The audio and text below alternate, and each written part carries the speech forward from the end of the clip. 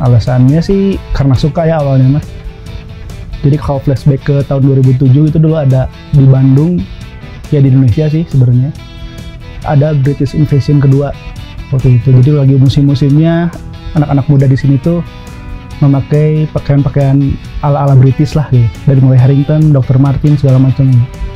Nah waktu itu ada fenomena di mana anak-anak di Bandung itu nyari brand-brand kayak Fred Perry, Barakuta segala macam itu di Cimol. Nyari-nyari barang bekas lah gitu, nyari-nyari yang terjangkau gitu.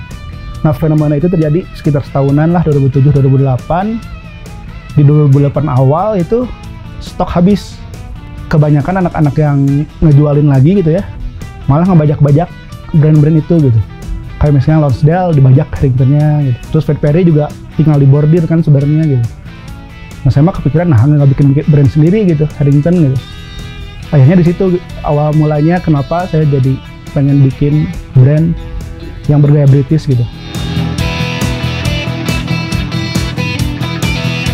Sebenarnya Selasten sih lebih ke sponsor di Instagram ya, terus mainin hashtag. Karena ini brandnya brand universal Harrington dan itu banyak dipakai oleh kultur kayak anak-anak Vespa, anak-anak skinhead segala macam gitu. Jadi hashtagnya tuh nyangkut ke mereka gitu sebenarnya gitu. Nah kita mainin di situnya aja gitu. Terus sponsor juga kan bisa kayak misalnya daerah yang kita cakup mau kemana nih, mau ke Inggris misalnya, itu bisa kita mainin di situlah gitu. Ya efektif gitu.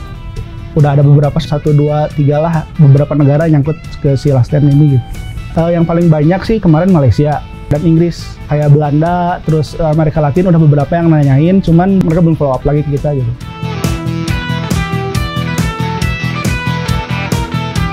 Simpel sih sebenarnya mah, justru ribet di pengiriman di sininya gitu.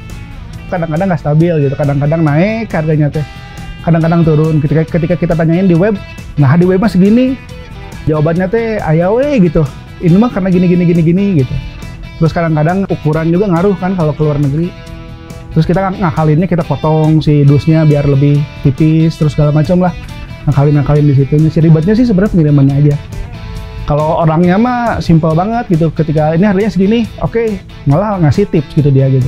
Karena harganya relatif murah gitu kalau Harrington yang saya bikin gitu.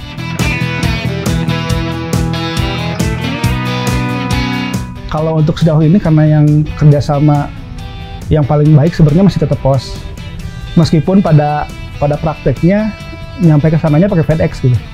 Nggak tahu gimana sistem mereka gitu ya, pokoknya kita kirim di sini lewat pos. Nyampe ke sananya itu kadang-kadang mungkin pakai FedEx atau pakai DHL gitu segala macam. Tapi ya kadang-kadang kita juga ngakalinnya kan karena si pos itu naik turun gitu ya. Kadang-kadang kita suka naikin beberapa persen dulu harganya gitu, harga ongkos kirimnya gitu. Nah itu yang salah satu cara gimana kita ngakalin biar si kita nggak takor di ongkos kirim gitu.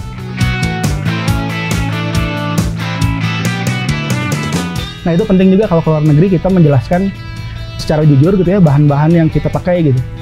Kita jelasin aja kita pakai misalkan zipper aja yang paling mudah tuh, zipper RKK yang asli misalnya gitu. Kalau di online yang sekarang kan kadang-kadang zipper RKK padahal itu cuma kepalanya doang, yang mereknya doang ini. Yang fullnya nggak pakai RKK sebenarnya gitu. Makanya kadang-kadang jebol segala macam gitu. Terus ya detail-detail yang kita jelasin itu kadang-kadang juga bikin penjualan online semakin dipercaya ya sebenarnya.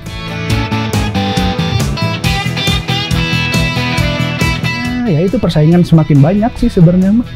Kesulitannya itu aja, kalau misalnya pengiriman segala macam nggak ada masalah sih sebenarnya, udah semakin banyak jasa kurir, terus semakin juga banyak cara-cara yang bisa digunakan gitu ya, kayak sponsor Instagram, Facebook, terus marketplace juga sekarang udah banyak promosi-promosi yang dipakai oleh mereka gitu ya, banyak cashback dari marketplace segala macam gitu.